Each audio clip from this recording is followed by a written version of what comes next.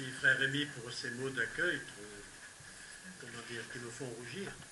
En tout cas, je suis heureux de parler de ce qui concerne les Saintes Écritures, la Bible, même si il faut bien reconnaître que depuis 20 ans que j'ai cessé d'être dans les séminaires, j'ai un peu eu d'autres occupations.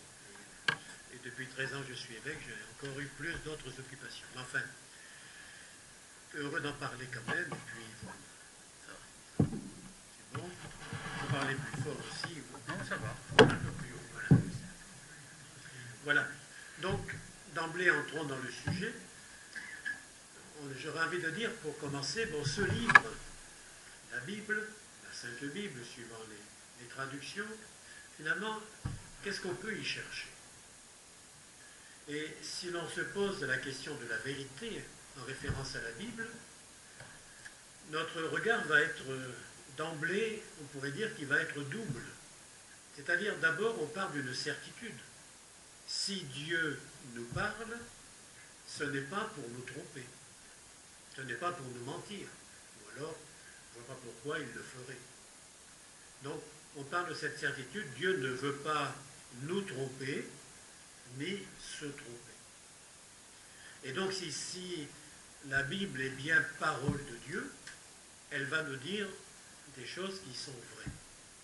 Voilà, on pourrait dire, premier postulat de poser, et ce postulat qui est celui de tous les croyants, et qui regardent ce livre comme étant vraiment la parole de Dieu qui est mise par écrit pour nous. Mais, je viens tout de suite au mais pour poser la question, c'est que dès que l'on se met à scruter les textes, et surtout, on pourrait dire depuis quelques siècles, à les scruter avec tous les apports qui nous sont venus des outils scientifiques, techniques, historiques et autres, eh bien, se sont posées bien des difficultés par rapport à une lecture qu'on pourrait qualifier de naïve de la Bible, ou de simple, de spontanée, d'immédiate. Eh bien, par exemple, on s'aperçoit, si vous êtes historien et que vous êtes un spécialiste de l'Antiquité, eh bien vous apercevez que ce que la Bible dit de David et de Salomon, présenté surtout Salomon comme le plus grand roi qui n'ait jamais existé, est sûrement très exagéré. C'était un roi, oui, mais modeste, dans un endroit un peu reculé à Jérusalem, rien à voir avec Pharaon ou avec les rois qui sont succédés et du côté de Ninive, de Babylone ou d'autres endroits. Donc, première chose, ou encore, allez voir un autre endroit, si vous lisez le livre de Daniel, mais vous voyez que le roi Balthazar est présenté comme le fils de Nabuchodonosor. En fait, les spécialistes ici savent que c'est le fils de Nabolide. Bon, voilà. Donc, on peut repérer des erreurs en disant, tiens, il y a des erreurs. Des erreurs. Déjà, première inquiétude. Pourquoi y a-t-il ces erreurs? D'un point de vue des sciences, là, le dossier va être encore plus difficile. L'origine du monde tel que la science nous le présente et tel que le livre de la Genèse nous le montre, il y a quand même un certain nombre de divergences. Et par exemple, la chronologie biblique s'étale sur quelques 4000 ans. Or, nous savons bien qu'il faut compter des millions d'années. Donc voilà. Ou bien, je prends un exemple, un tout petit détail. Dans le livre du Lévitique, les lièvres sont présentés comme des ruminants. Voilà un exemple, vous pouvez voir, chapitre 11, verset 6. Voilà. Donc voilà. Et on pourrait ajouter d'autres choses encore. Et puis, il y a les grands textes bien classiques, et le Josué qui arrête le soleil.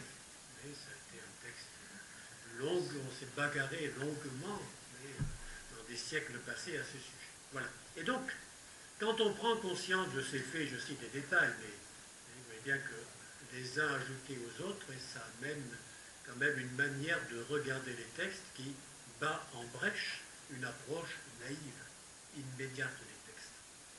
Et donc, quand on prend conscience de ces faits, survient une crise. C'est-à-dire qu'est-ce qui compte? À qui donner raison? À ce que disent les sciences, toutes les sciences, chacune dans son domaine, ou ce que dit la Bible? Et s'il faut choisir l'une contre l'autre, je crains que la Bible ne soit perdante. Et ou alors on va se rabattre sur une position qui va s'enfermer et rejeter tous les acquis ou toutes les hypothèses largement partagées des sciences. Et on comprend que, à travers l'histoire de l'Église, il y a eu des grands moments de crise. Et bien sûr, je cite deux lieux majeurs, et Galilée, bien sûr, au sujet de la Terre et du Soleil, de l'astronomie. Au XIXe siècle, la crise moderniste, et donc au début du XXe siècle. Voilà. Alors, comment répondre à cette question? Et c'est un peu ce que je me propose de faire ce soir, c'est-à-dire de chercher, finalement, qu'est-ce que la vérité telle que la Bible nous le présente, et ne pas se tromper sur ce qu'on va y trouver. C'est que, en fait, Dieu parle le langage des hommes. Pour nous parler, il a utilisé le langage des hommes. Et donc, voilà qui va nous donner une autre manière de regarder ces textes.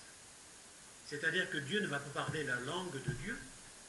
L'hébreu n'est pas la langue de Dieu. Et d'ailleurs, dans la Bible, vous avez 3 langues. L'hébreu, araméen et grec. Donc, ce n'est pas la langue de Dieu. Dieu parle les langues des hommes pour s'adresser à nous. Et plus encore, il se sert de la manière dont les hommes, dont certains hommes avaient l'habitude de parler, d'écrire, de voir le monde à leur époque. Voilà comment la vérité de la Bible, ou la vérité dans la Bible, pourra être retrouvée, précise. Donc, chercher, et voilà la tâche qui est à entreprendre, chercher à savoir, à comprendre ce que les auteurs humains ont voulu réaliser. Donc ne pas lire la Bible à partir de nous, mais en quelque sorte se dire, voilà, les auteurs, ces auteurs anciens, bien, comment écrivait-on l'histoire à leur époque, qui n'a rien à voir avec l'époque d'aujourd'hui. Et on peut être aidé pour cela en voyant les historiens du passé, grecs, romains ou autres. Donc, vous voyez, c'est déjà cet effort à entreprendre. Mais Dieu parle le langage des hommes, et c'est vraiment le phénomène qu'il y a à garder. Les auteurs de la Bible sont inspirés par Dieu, oui, mais Dieu ne leur dicte pas mot à mot les choses. Et ce sont eux qui, conduits par l'Esprit de Dieu, mais écrivent leurs mots avec leur manière de s'exprimer, liée à leur époque, à leur contexte social, historique, culturel et autres. Alors, comment qualifier la vérité telle que la Bible nous la présente? J'aurais envie de dire d'abord que c'est, premièrement, une vérité sémitique et non pas grecque ou occidentale. Mais ce n'est pas une vérité. Nous avons plus ou moins spontanément, des philosophes se sont exprimés ici, je ne vais pas reprendre ce qu'ils ont dit, mais notre conception de la vérité correspond quelque peu à une vérité grecque. C'est-à-dire que là, en lisant la Bible, bien, il nous faut y chercher la vérité telle que la conçoit un sémite, et on pourrait dire un sémite de l'Antiquité. Et voilà le point de départ. Vous voyez, pour les Grecs, pour les héritiers des Grecs que nous sommes, moi en partie, mais la vérité, c'est davantage du côté de l'abstraction. C'est une idée. Une idée, elle existe, la vérité. Et il faut, là, en quelque sorte, essayer de se déprendre de la matière pour retrouver l'idée est fondamentale. Et tout l'effort intellectuel consiste souvent à abstraire, c'est-à-dire pour faire apparaître ce qui commande les choses. dans le monde biblique, dans le monde sémitique, la manière d'aborder la vérité est tout à fait différente. La vérité, c'est du concret. La Bible n'a quasiment pas de mots abstraits. Au lieu de dire l'amour, on dira souvent, on parlera des entrailles. L'amour est un terme abstrait. Les entrailles, on voit, on sent vraiment la personne qui vit, qui ressent de l'intérieur. On parlera du cœur et des reins. Pour parler de l'être, de la conscience de quelqu'un ou de son intériorité. Et ainsi de suite. Donc, la vérité, elle est concrète. Et donc, on va l'atteindre par l'amour, par l'action, par tout l'être, mais pas simplement par l'intelligence. Et le verbe hébreu et le verbe connaître, yada, le verbe connaître, eh bien, signifie en fait, on pourrait dire fondamentalement, une familiarité, une rencontre. Je te connais, dit Dieu à l'homme ou l'homme à Dieu, ou quelqu'un s'adressant à un homme, mais connaître, c'est dans ce sens de la familiarité, de la rencontre personnelle, parfois même de l'intimité, y compris qui va aller l'homme et la femme, homme et femme dans un couple. Adam connut Ève. C'est le même, on trouve ce même verbe, cette intimité qui va jusque-là. Donc, Dieu n'est pas une idée, c'est une personne. C'est un être que l'on rencontre, que l'on aime, et qui parle, qui crée, qui agit, qui dirige l'histoire. Et donc, on pourrait dire que la vérité sémitique, c'est aimer, et c'est agir en connaissance de cause, c'est-à-dire agir par amour. Donc voilà déjà cette première notion et d'une vérité concrète en quelque sorte. Deuxième chose qu'on va trouver dans la Bible, avançons, c'est une vérité religieuse. J'ai commencé l'exprès par le plus facile, c'est-à-dire à écarter toutes les conceptions insuffisantes, erronées d'une lecture de la Bible. Tout est inspiré par Dieu, c'est vrai, mais la Bible ne s'engage et ne nous engage, nous les lecteurs, que sur ceux qui concernent le salut, et pas le reste. Et je veux dire, il y a eu beaucoup de débats pour arriver à cela. C'est un aboutissement du texte de Vatican II, que j'ai amené ici, et dans le décret de Vatican II, donc, qui s'appelle Dei Verbum, numéro 11, eh bien, cela est dit. Et je lis la phrase. Voilà. Ils ont Dieu pour auteur. En vue de composer ces livres sacrés, Dieu a choisi des hommes auxquels il eut recours, et dans le plein usage de leurs facultés, de leurs moyens, et pour que, lui-même agissant en eux et par eux, ils missent par écrit en vrais auteurs ce qui était conforme à son désir, et cela seulement. Très bien.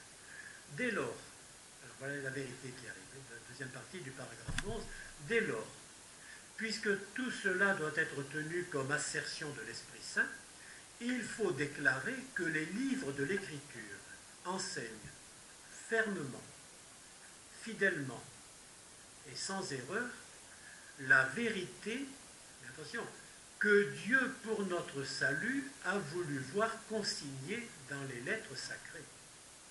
C'est-à-dire la vérité que Dieu a voulu pour notre salut. Voilà, c'est cette vérité-là, cette vérité religieuse, comme je l'appelle, qu'on va trouver dans l'Écriture. Il ne faut pas donc se tromper et chercher à vouloir faire, comme de temps en temps, des gens doués de bonnes intentions, mais essaient de rapprocher les récits de la création de ce qu'on sait par ailleurs dans l'astrophysique ou dans l'évolution du monde. C'est un effort vain, parce que ce sont deux domaines différents. Il s'agit de vouloir faire ce qu'on appelle le concordisme, faire concorder l'un et l'autre, c'est un effort qui ne peut pas aboutir, en fait, puisque la science sans cesse évolue. Et que ce n'est pas l'objet de la parole de Dieu de nous dire comment c'est fait, mais c'est de nous dire pourquoi il s'est fait, pour quelle raison Dieu l'a voulu. Donc voilà, la Bible et ne nous engage, n'engage Dieu que pour ceux qui concernent le salut. Et j'insiste fortement. Et évidemment, vérité religieuse, oui. Mais ce n'est pas une vérité religieuse, c'était l'aspect sémitique, une vérité religieuse abstraite. C'est une vérité religieuse qui se dit dans l'histoire. Et c'est un aspect vraiment très important de la vérité biblique. Elle se dit dans une histoire, l'histoire du salut. Alors là encore, il ne faut pas prendre, je répète, tout ce qui est dit au pied de la lettre. Il fut un temps où les rationalistes faisaient leur chou gras, si je puis dire, de telle ou telle remarque biblique en disant, d'après le livre des Nombres, ils sont sortis à 603 500 hommes d'Égypte. Alors imaginez, même en les mettant en 10 de rang, la longueur de la colonne, enfin, vous voyez, des choses comme ça. Donc évidemment, si on prend tout cela au pied de la lettre, on ne s'en sort pas. Mais ce n'est pas là-dessus que s'engage le culte. Voilà, donc l'histoire biblique n'est pas comme celle que nous, lecteurs ou auteurs modernes et actuels, faisons. Alors, il faut redire que cette vérité religieuse, on a un peu de peine à l'acquérir. Parce que spontanément, je répète, nous sommes, nous, aujourd'hui de notre siècle, marqués par une approche de type positiviste. Et vous rappelez la réflexion de Laplace à Napoléon. Laplace lui expliquait la manière dont il concevait le monde et son évolution. Et Napoléon, à un moment donné, lui demande, mais quelle est la place de Dieu dans votre système? Sire, je n'ai pas besoin de cette hypothèse. Donc, voilà. Eh bien, oui, c'est-à-dire que nous sommes marqués par cela, même si on ne va pas redire ça à notre compte. Eh bien, vous voyez, notre conception de l'histoire, elle est un peu du même type. Et nous sommes tentés de penser que dans le domaine de la vérité, l'important, c'est l'exactitude du détail. Eh bien, la Bible ne se met pas dans cette perspective-là. Et vous voyez, par exemple, dans la Bible, vous avez deux versions du Notre Père, Saint Luc et Saint Matthieu. Alors, si vous êtes positiviste, vous allez vous demander laquelle est la bonne, laquelle Jésus a dite. Et il en a enseigné deux différentes. Voilà. Et puis, discours interminable sans résultat, finalement.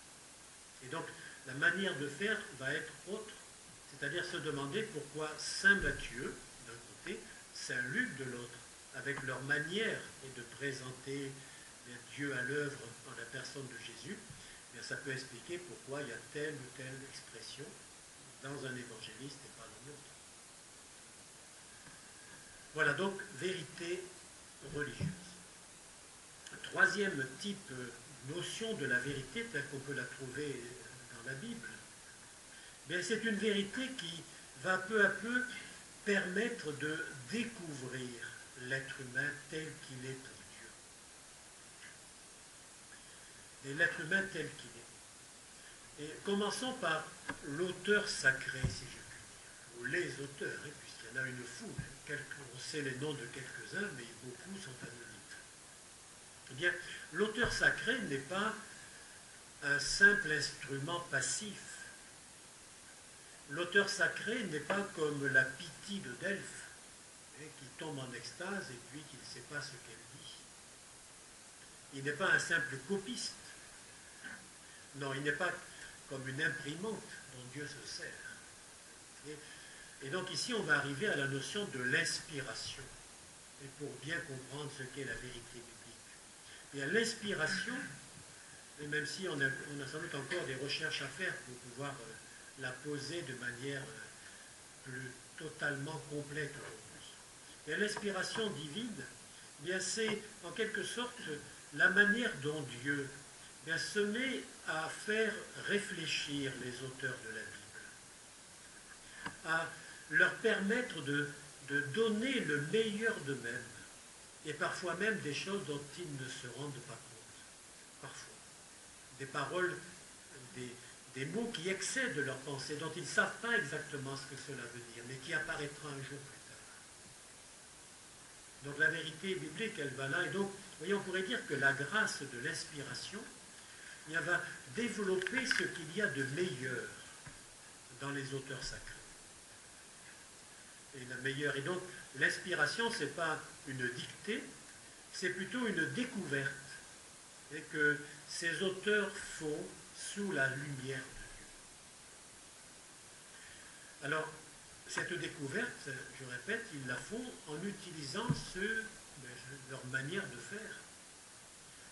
Et ici, la découverte, enfin, le fait d'admettre dans l'Église ce principe n'a que 70 ans, cette année même, où le pape Pie XII a reconnu, a dit, mais on peut parler clairement des genres littéraires de la Bible. Un genre littéraire, on sait ce que c'est. Et vous savez bien, quand vous prenez une fable de La Fontaine, vous ne vous mettez pas à dire, tiens, c'est quand même étonnant. À cette époque-là, les animaux parlaient. Ils discutaient entre eux, et il y avait quelqu'un qui savait ce qu'il disait. Donc, quand on lit fable, on comprend de quoi il s'agit. C'est une manière de mettre en scène des attitudes humaines, mais par le biais d'animaux.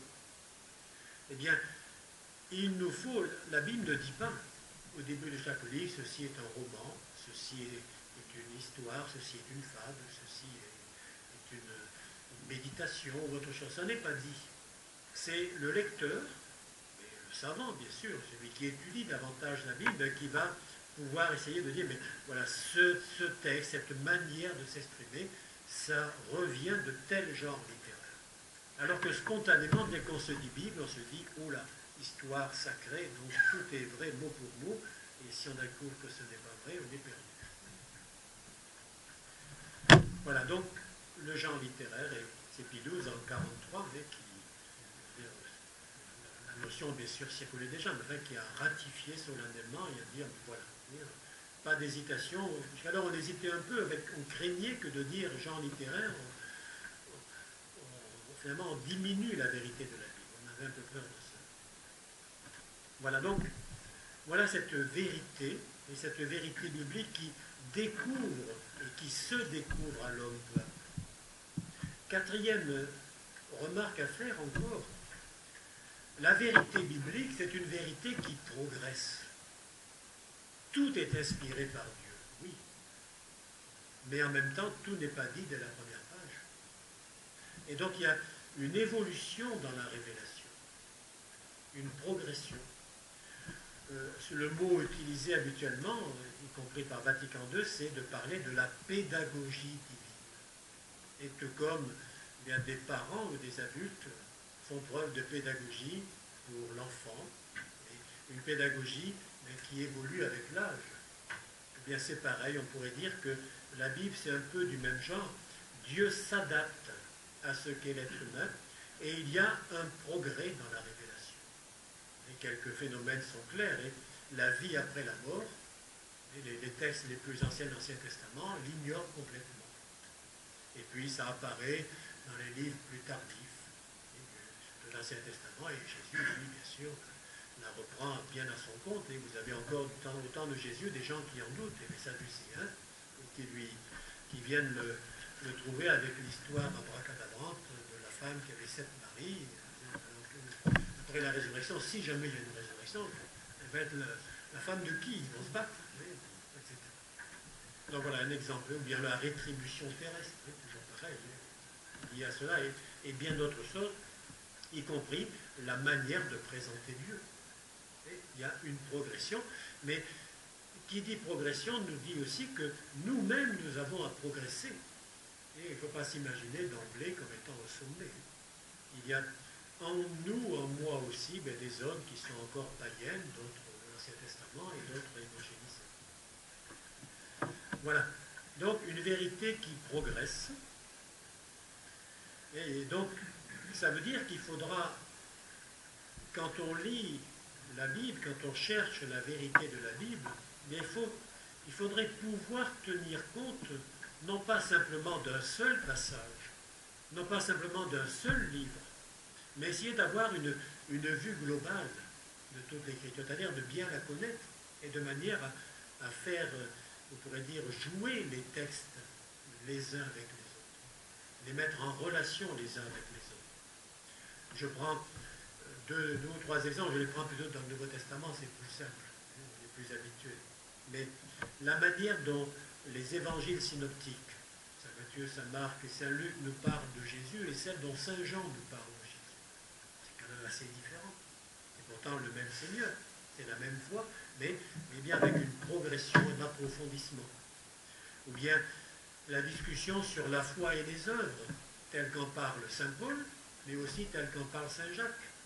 Il y a des tensions. Alors, il ne s'agit pas de choisir l'un, de jeter tel ou tel épître, de l'arracher de la Bible. Non. La Bible nous est donnée comme un ensemble, et en même temps avec, on pourrait dire, une progression, ou parfois une dialectique, et pour nous, en quelque sorte, nous pousser de l'avant et nous inviter à approfondir ces choses. Vous voyez, Dieu a parlé le langage des hommes, je le disais, mais c'est pour que nous apprenions peu à peu à parler le langage de Dieu. Et il se met à notre niveau, il s'adapte à nous pour que nous puissions nous-mêmes, en quelque sorte, nous laisser façonner par lui et entrer et dans sa manière de parler. Voilà, vous voyez, ce premier temps, si je puis dire, de réflexion sur ces modes et cette manière dont on peut découvrir une vérité biblique. Alors, qui dit vérité dans la Bible demande forcément de réfléchir sur ce qu'on appelait traditionnellement l'inhérence biblique. C'est-à-dire en disant, la Bible, il n'y a pas d'erreur. Et ça a été une question qui, là aussi, au fil des siècles, a été rudement discutée. Et donc, pour les uns, notre conception de type, on pourrait dire, négative, la Bible n'a pas d'erreur. Alors, si on le prend, je répète, dans un sens totalisant et au pied de la lettre, on dira, oui, il y a des erreurs. Alors, donc, reprenons la chose autrement. C'est-à-dire, la Bible nous transmet la parole de Dieu écrite par des hommes. Et donc, on peut comprendre qu'à ce moment-là, il puisse y avoir des erreurs pour un lecteur qui lira, ce texte quelques millénaires après. Mais pas pour nous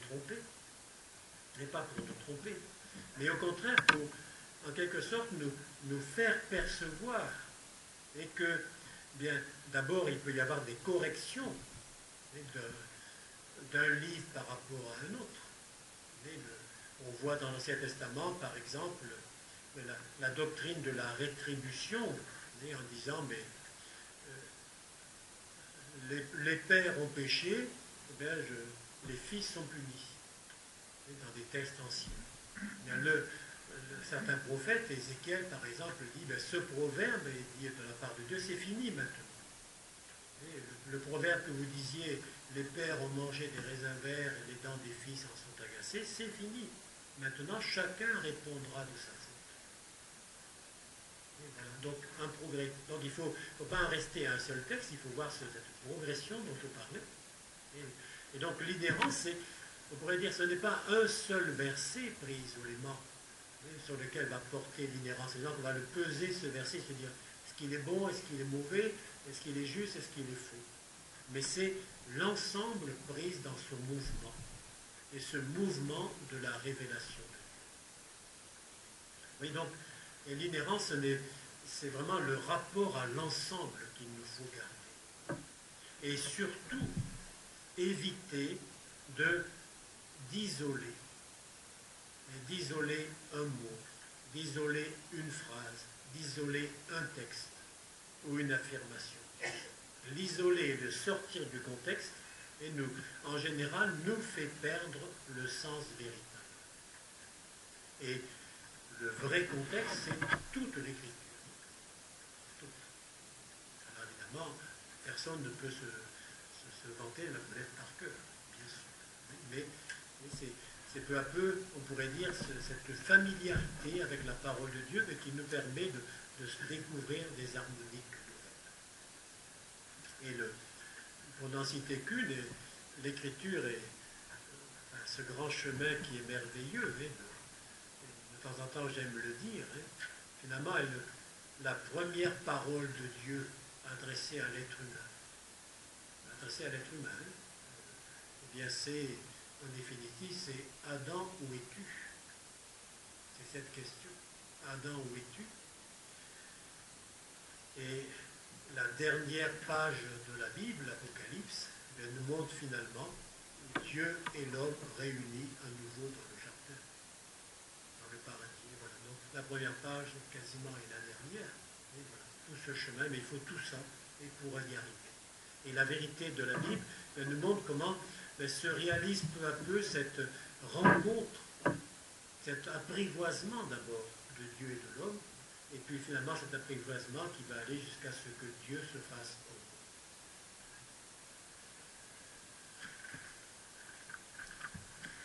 Avançons encore parce que le temps passe bien vite. Le temps passe bien vite. Devant tout cela, reprenons encore autrement les choses. Finalement, je me suis laissé jusqu'à présent prendre par le titre qu'on m'a demandé, qui était dans le programme, la Bible. J'ai utilisé abondamment ce mot. Mais en définitive, faut-il dire Bible ou parole de Dieu? Vous voyez? Et ici, bon, maintenant, je vais davantage, encore plus parler en croyant. Le terme Bible, il est plus neutre. Les Bibles, ça veut dire, vous savez que ça veut dire le livre, les livres. Nous sommes dans le domaine de ce qui est écrit. Si je dis parole de Dieu, évidemment, je prends position. Et en quelque sorte, ma référence concerne ce qui est écrit ici, mais va plus loin aussi. Et ici, vous voyez qu'en quelque sorte, j'arrive à un document plus récent, qui est de Benoît XVI. Jusqu'à présent, j'ai cité le Concile Vatican II, donc 50 ans, mais celui-ci qui est de 2010, donc il y a 3 ans, à la suite du synode des évêques sur la parole de Dieu, donc a publié ce long texte qui a comme titre La parole du Seigneur, et qui en fait reprend ces questions, mais on pourrait dire avec les manières de voir d'aujourd'hui.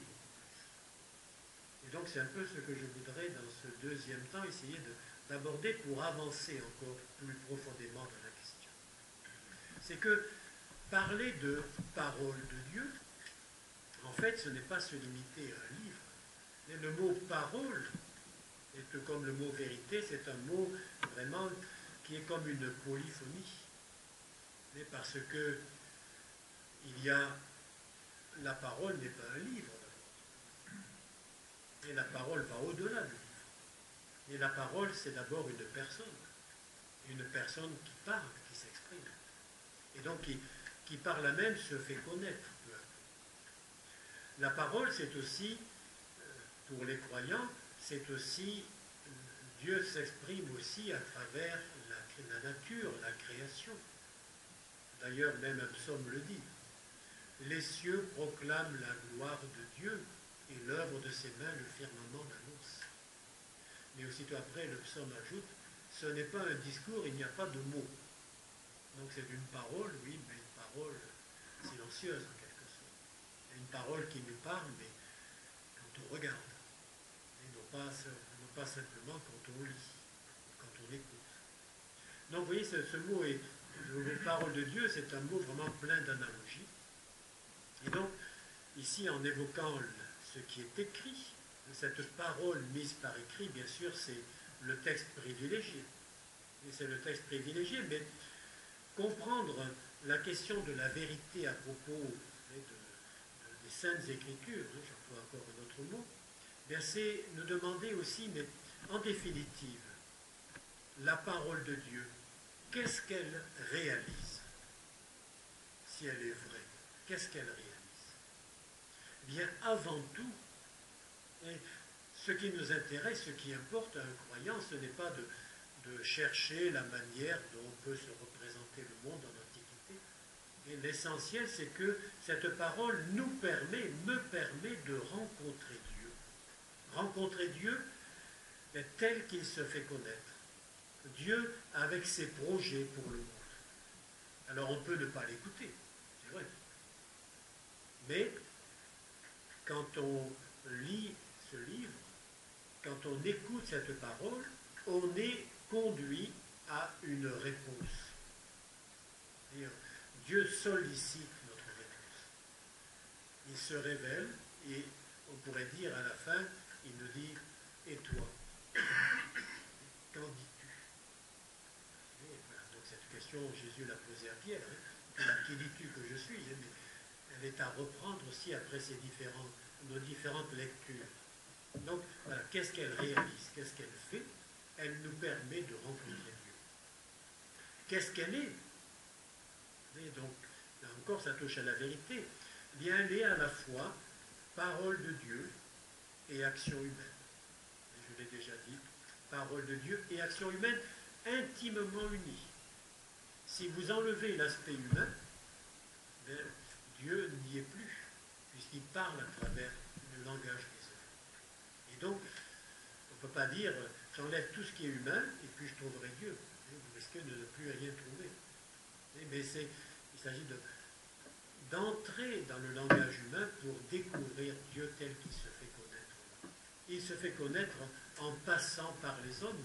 C'est le principe de l'incarnation, en définitive. Et Dieu se fait homme, et pour nous rejoindre, pour s'adresser à nous, tout comme déjà, et dans les Saintes Écritures, tout comme dans les sacrements, et de bien des manières, il prend des moyens humains pour nous rejoindre. Enfin, dernière question, la vérité dans la Bible, qu'est-ce qu'elle contient? Qu'est-ce qu'elle contient? Et on pourrait dire qu'il y a 3 grands domaines différents. Et pour une part, il y a des choses qui sont du domaine de l'information. Oui, nous y trouvons, nous y rencontrons bien ce que Dieu nous fait connaître. Et il nous fait connaître un certain nombre de choses, de lui, de ses actions, de l'histoire du salut, etc. Donc il y a une part de connaissance. On pourrait dire présentée en général à l'indicatif. Voilà ce que Dieu fait, voilà ce qu'il a fait. Très bien. Mais il y a autre chose, j'ai dit, il y a 3 domaines différents. Il y a un deuxième domaine. Il y a un domaine où Dieu interpelle l'être humain. Dieu s'adresse à l'homme pour lui demander une réponse, pour lui demander un engagement. Et l'interpellation, elle peut être aussi dans l'autre sens. Dans la Bible, vous avez un certain nombre de passages où c'est l'homme qui s'adresse à Dieu. Les psaumes, par exemple, et qui s'adresse à Dieu pour lui demander quelque chose, même comme dans le livre de Job, et pour protester contre lui à cause de la souffrance, à cause du mal qu'il atteint. Donc, mais en même temps, oui, c'est à la fois langage humain et c'est inspiré par Dieu. Donc voilà, une information, une interpellation, mais on trouve aussi dans la Bible une expérience. L'expérience des croyants. Et l'expérience des croyants, Abraham, Moïse, c'est des grands noms, hein, mais les prophètes, Jésus, les apôtres, la Vierge Marie, etc. Et on pourrait faire une longue liste, finalement, d'expériences de foi. L'expérience de foi où bien, la personne, alors parfois le narrateur, parfois la personne elle-même, quand c'est un prophète, il parle de lui-même à la première personne, Jérémie par exemple, à plusieurs reprises, bien, exprime et communique bien, ce que la rencontre de Dieu a réalisé en lui. C'est-à-dire c'était ce chemin de foi qu'il réalise. Parfois relativement facilement, parfois dans de rudes combats. Donc vous voyez que finalement la vérité, elle est là, et je vis. Elle est dans ce qui se passe quand Dieu rencontre l'homme, quand l'homme rencontre Dieu. Et ici, vous voyez qu'on est dans le monde sémitique, il n'y a pas de domaine d'abstraction pour en parler. Il n'y a pas un domaine d'abstraction, il y a une expérience, il y a un amour, il y a une vie, il y a une transformation. Alors la parole de Dieu, oui, dans ce cadre-là, elle s'adapte aux capacités humaines. Et de fait, on s'aperçoit que Dieu ne s'adresse pas de la même manière à Moïse, à Abraham, aux prophètes, et ainsi de suite. Et en quelque sorte, il s'adapte aux capacités humaines. Benoît XVI va même dire que finalement la parole de Dieu, elle devient tellement historicisée, particularisée, mais qu'on peut dire, il emploie le mot, elle devient abrégée. En quelque sorte, elle se fait à la mesure de Dieu qui est grand, qui est le plus grand, se fait petit, s'adapte, se met à notre mesure pour que nous le comprenions, pour que nous puissions vraiment entrer en relation avec lui. Donc, vous voyez qu'on n'est plus dans une vérité qui nous surplombe, et qui nous écraserait, qui s'impose à nous. Et c'est une vérité qui s'impose, si vous voulez, mais à travers un accueil d'amour, à travers une expérience de relation. Vous voyez, c'est une autre manière si je puis dire, de s'imposer à quelqu'un. Et ce n'est plus de s'imposer, c'est de se proposer. Alors, commençons à approcher de la fin. En tenant compte de tout cela, vous voyez, si on avançait peu à peu dans cette recherche de la vérité, bien comment aborder la Bible? C'est-à-dire, il faut lui demander, si je puis dire, avant de l'ouvrir, ce qu'elle veut me faire connaître comme vérité. Alors, il faudra demander ni trop peu, si je puis dire. Et il y a une lecture qui cherche à être savante, et une lecture qui consiste en gros à étudier le texte dans le cadre de son époque, en s'appuyant sur toutes les recherches historiques, linguistiques, archéologiques, etc. Et cette méthode, elle a fait ses preuves. Quand j'étais étudiant à Rome, maintenant, il y a 35 ans et plus, c'était celle qui était la plus déployée. Alors elle est exigeante, elle a fait ses preuves, en quelque sorte, elle cherche non seulement à montrer que le texte est vraiment inséré dans une époque, mais en même temps aussi à faire remarquer, faire ressortir ce qu'il a d'original. Ce n'est pas simplement ce qu'il est dans une époque, il ne ressemble pas à tous les textes égyptiens et sémitiques, arabéens, les textes anciens, cunéiformes et autres qu'on a pu trouver. Donc il y a une originalité du texte biblique qu'on fait apparaître. Très bien. Mais vous voyez bien que ici, c'est à la fois trop et trop peu, parce qu'on emploie des moyens gigantesques pour un résultat qui, somme toute, est faible. Alors, il y a un autre niveau de lecture, un autre niveau, qui est davantage utilisé maintenant, c'est-à-dire en quelque sorte, nous lisons la Bible avec des grandes questions qui sont en nous, des questions sur le sens de notre vie, sur ce que je vais devenir, sur ce que signifie vivre dans ce monde, en me demandant ce que je dois faire. Donc, vous voyez ces grandes questions. Eh bien, là, la Bible est une aide, est un appui. Et dans ce cas-là, vous voyez bien que se poser la question de savoir si les événements se sont passés ou pas devient secondaire. La Bible ici invitera à la foi, à l'espérance, au pardon, à la conversion, à la pauvreté, etc. Et vous voyez que dans ce cadre-là, la vérité de la Bible, c'est de dire, on y trouve le sens authentique de notre vie. Le sens authentique de ma vie, il est là. Et en la lisant, en la relisant, en la méditant, mais peu à peu, je le découvre, je confirme ce que je pressentais en moi. Donc, je m'appuie sur la lettre, bien sûr, mais j'essaie de faire apparaître la portée spirituelle de cette lettre. Donc, vous voyez ici, je viens de glisser l'air de rien, d'un nouveau terme, et en parlant d'une lecture et d'un sens spirituel du texte. Ce que parfois on appelle le sens, ici le XVI reprend ce terme traditionnel, le sens plénier. Ce n'est pas simplement historique, limité, mais plénier. C'est-à-dire que finalement, il y a une révélation et de Dieu et de l'être humain et de son mystère. Donc vous voyez, on va y trouver dans ce cadre-là la raison ultime de notre existence. Et donc des réponses aux questions les plus profondes que pose l'être humain. Mais bien sûr, dit avec les langages de l'époque. Et donc, il peut être parfois désorienté. Et ça demandera un effort, une étude.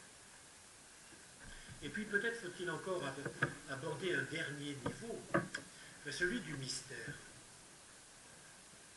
C'est que la vérité biblique n'est pas simplement quelque chose pour moi, et ce qui peut me toucher et me parler. C'est que c'est une vérité en elle-même aussi. C'est-à-dire que l'Écriture nous fait connaître qui est Dieu. Et à ce moment-là, c'est là que j'emploie le mot de mystère. Le mystère de Dieu. Vous voyez, quand Moïse demande à Dieu quel est ton nom, et Dieu répond de façon mystérieuse, je suis celui qui est, je suis, on peut traduire de différentes manières. Voilà ce mot mystérieux du nom de Dieu. Donc pour nous faire comprendre que finalement, même si les actes de Dieu, les manières de faire de Dieu peuvent sembler surprenantes à l'être humain, qui peut parfois s'en émouvoir, bien, il y a un mystère derrière. Et c'est peut-être là, justement, c'est que ce mystère de Dieu va être la garantie de la vérité biblique. Et j'arrive jusque-là. Cette vérité biblique, vérité religieuse, sémitique, religieuse, qui progresse, etc., mais finalement, ça dépend du mystère de Dieu. Et donc, vous voyez que poser la question de la vérité dans la Bible, bien, finalement, nous conduit à arriver au plus élevé. Et peut-être faut-il, j'ai opéré le phénomène inverse, je suis parti du plus banal, est-ce que les lièvres ruminent, des choses comme ça, et pour arriver jusqu'au mystère de Dieu, peut-être pourrait-on tout aussi bien partir de l'inverse, c'est-à-dire partir du mystère de Dieu, pour comprendre cette parole qu'il nous donne pour qu'on le connaisse, pour qu'on l'aime, pour qu'on cherche à entrer dans l'imitation de son Fils, et en définitive pour qu'on soit transformé. Et donc les événements de l'histoire qui sont racontés dans la Bible vont nous présenter cette action de Dieu. Et cette action de Dieu telle qu'elle est, telle qu'elle se manifeste. Et donc en conclusion, et avant le temps de questions-réponses, et en conclusion, vous voyez, j'ai envie de reprendre, j'ai glissé ce mot, et ce rapport qui est toujours à faire entre le sens littéral des textes et le sens plénier de l'écriture. Le sens littéral, et voilà, vous prenez, vous ouvrez le passage au hasard, je tombe sur le chapitre Saül et les Hadès. Et donc je lis ce passage où, voilà, les Hadès de Kish, le père de Saül, s'étant égaré, Kish dit à son fils Saül, voilà, va chercher les Hadès. Voilà. Et je lis ce texte comme étant la quête un fils avec un domestique en train de courir le pays à la recherche des Hadès de son père qui sont perdus. Passionnant. Bon, très bien. Ça, c'est le sens littéral du mot, d'accord. Ça n'éclaire pas beaucoup. Alors, on peut avoir une autre lecture de ce passage. J'ai pris au hasard, je ne sais pas sur quoi j'allais tomber. Je tombe bien ou mal. Alors, je n'ai pas forcément un sens spirituel pour les Hadès, mais je sais, en lisant ce texte, que Saül cherche les Hadès et qu'il trouve une couronne. C'est-à-dire que finalement, il finit par rencontrer le prophète Samuel, qui va lui donner l'onction royale. Et donc, les Hadès qu'il cherche, et d'ailleurs, on ne sait même pas s'il les a retrouvés, en définitive qu'il cherche sont la manière, si je puis dire, dont Dieu, agissant par les personnes, va conduire à cette rencontre inattendue du prophète Samuel et de ce grand costaud. C'était Saül, un beau garçon, aucun des fils d'Israël ne le valait, il dépassait tout le peuple de la tête et des épaules. Vous l'avez remarqué. Voilà. Et bien, comment ce grand garçon, finalement, va rencontrer le prophète et va devenir roi d'Israël.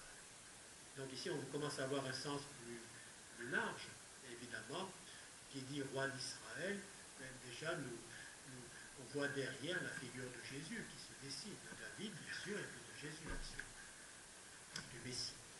Donc voilà, sens littéral, sens spirituel, et donc ne pas en rester simplement au sens littéral. Mais celui-ci est nécessaire. Oublier le sens littéral, c'est risquer de faire dire n'importe quoi au texte. De faire dire n'importe quoi. Donc il est toujours important de le scruter, de le regarder, d'étudier, parce qu'il nous présente les événements eux-mêmes. Et je répète, si on en reste là, on tombe dans ce qu'on appelle le fondamentalisme. C'est-à-dire que je vais prendre le texte tel quel sans chercher à l'interpréter. Or, l'interprétation est nécessaire pour bien comprendre cette parole de vérité qui nous est. Et quant au sens spirituel, lui-même peut se déployer de différentes manières. Et en nous présentant on pourrait dire, un sens moral d'abord, ce que je dois faire, en présentant aussi ce que l'on peut croire, en présentant aussi ce qu'est l'orientation de la vie, etc. Et pour terminer, je cite quelques lignes du paragraphe 37 de Benoît XVI. Voilà, une écoute renouvelée des pères de l'Église contribuera de façon significative à revaloriser une herméneutique adéquate de l'Écriture, une interprétation adéquate de l'Écriture. Et pour cela, il propose, il nous renvoie, rappelons ici la distinction classique qui établit la relation entre les divers sens de l'Écriture. Le sens littéral enseigne les événements. L'allégorie, ce qu'il faut croire. Le sens moral, ce qu'il faut faire. L'anagogie, ce vers quoi il faut tendre. Donc, nécessité du sens littéral, il le dit, il le répète, mais aussi, et voir aussi la foi, la morale et la peine de Dieu et qui nous conduit vers lui. Voilà ces trois dimensions et qui sont la vérité biblique telle que je crois on peut la